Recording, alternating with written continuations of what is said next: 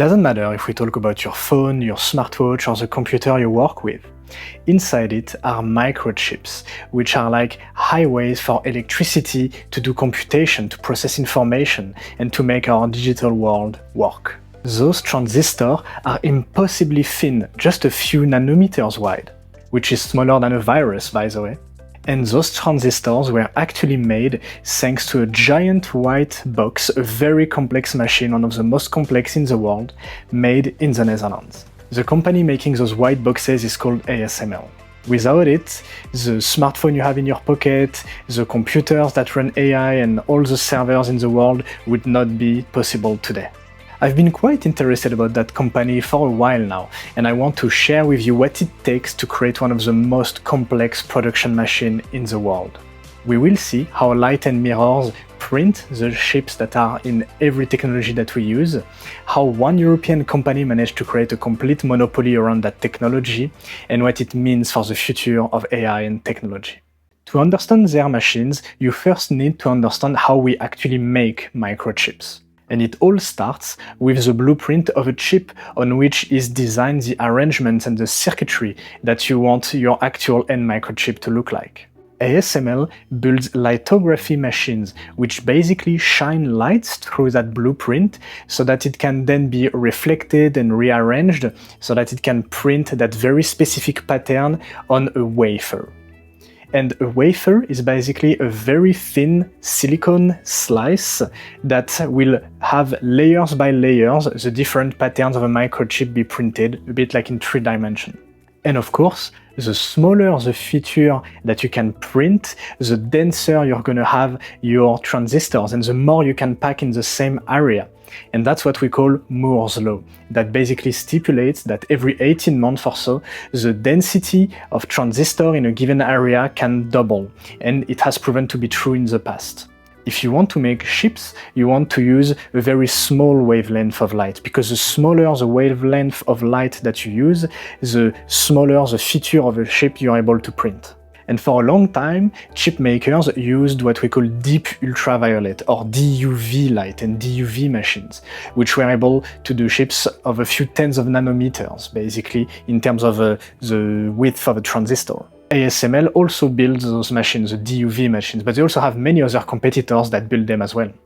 But to keep shrinking features, the industry had to move to much smaller wavelength, which is what we call now extreme ultraviolet, so 13.5 nanometers. That's the wavelength of the light that they use in those EUV machines.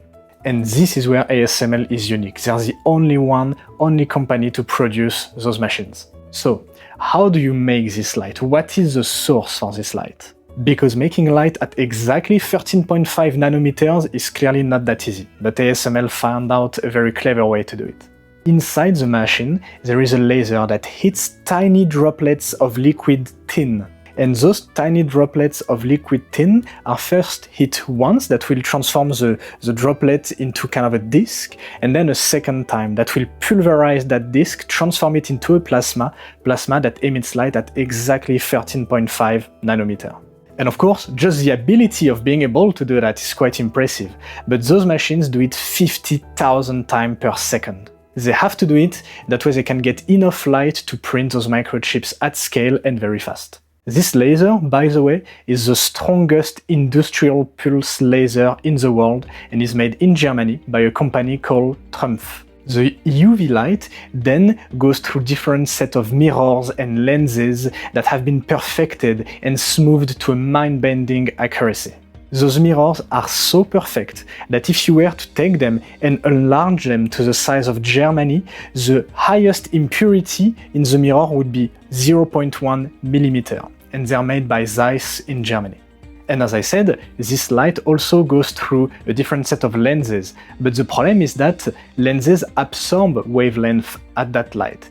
And so they found a very clever way to get around this, where the mirrors are actually going to reflect different parts of the light, and then they're going to be recombined after going through a lens, allowing them to keep that 13.5 nanometer with very high accuracy and very high precision. And actually, it's even worse than that, because this specific wavelength of light is even absorbed by air. So this entire system that we talked about has to run in a vacuum. It cannot run in a normal room. And so, as you can imagine, a EUV system is neither simple nor small.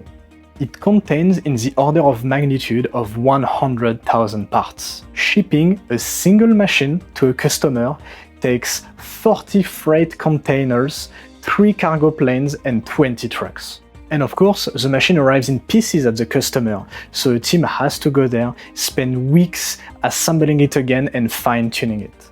And this is tremendous work. It also requires their client to reorganize completely their entire logistics to work around that type of new industrial equipment. Of course, the payoff is that now they're able to print much better chips that are much denser and that are much more powerful and efficient, especially in AI applications and all the new technologies that we are building out today. Logistics is not only a problem for ASML clients, but for ASML itself, because as it's trying to ramp up the production of their machines, they also have to ramp up the production of their suppliers to make those machines, which of course is not an easy task. ASML is basically a monopoly when it comes to those EUV machines. But it's interesting because when you look on their website or what they talk about in their YouTube videos, they try to make it sound like they're not a monopoly and that they have very good competitors doing the DUV machines and things like this. This is a classic example of when you're a monopoly, you don't want to appear like a monopoly. You don't need to, you already are. And a bit the reverse is of course also true. If you're not a monopoly and the competition is fierce, you want to appear as a monopoly, to have critical mass and to basically show trust. But anyway, ASML did not become a monopoly overnight.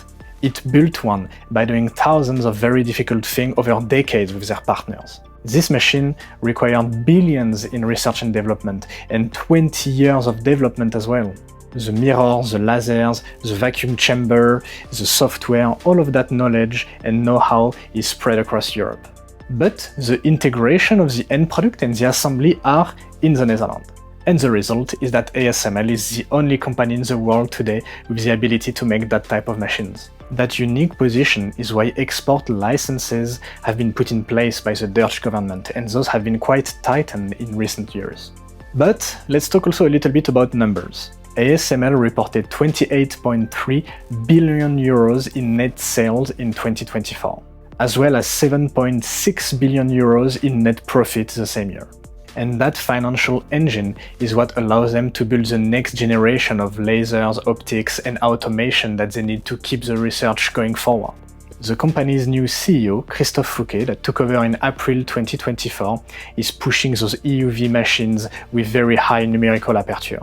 ASML stock has also grown really high. In the past 10 years, it basically did a 10x.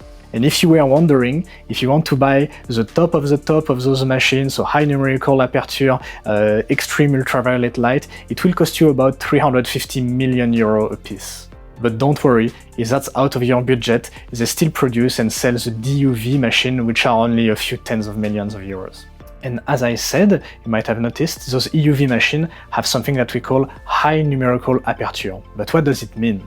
Numerical aperture, or NA, is a measure of how much light the optic can collect and at what angles. Current EUV scanners have a numerical aperture of 0.33, but high NA jumps to 0.55. Higher NA lets the system print smaller detail and requires less exposure, which basically improves production. ASML shipped the first high NA EUV machine to Intel in late 2023.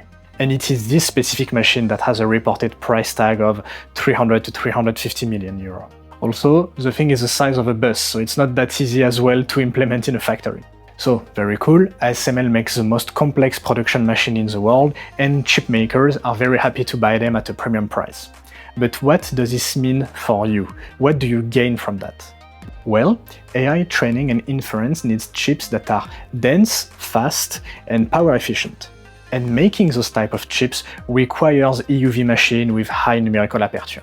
When you hear that an AI model has gotten better or a phone has even more, battery efficiency, usually the improvement also comes from the chip and from the light emitted in an ASML machine. Basically, progress in computing doesn't just need better software, it also needs better hardware, which is why that type of technology is very expensive and people are buying it. ASML is an example of what European companies can do when they're supported by their government and not slowed down by them. It shows that the talent is there, the know-how is there. Europe needs to improve its capital markets so that more ASMLs can pop up. In some way, ASML might have become the most important company in the Netherlands. And it's a great European success story because the mirrors are German, the laser is German, a lot of different parts are also made across different European countries like France or Italy.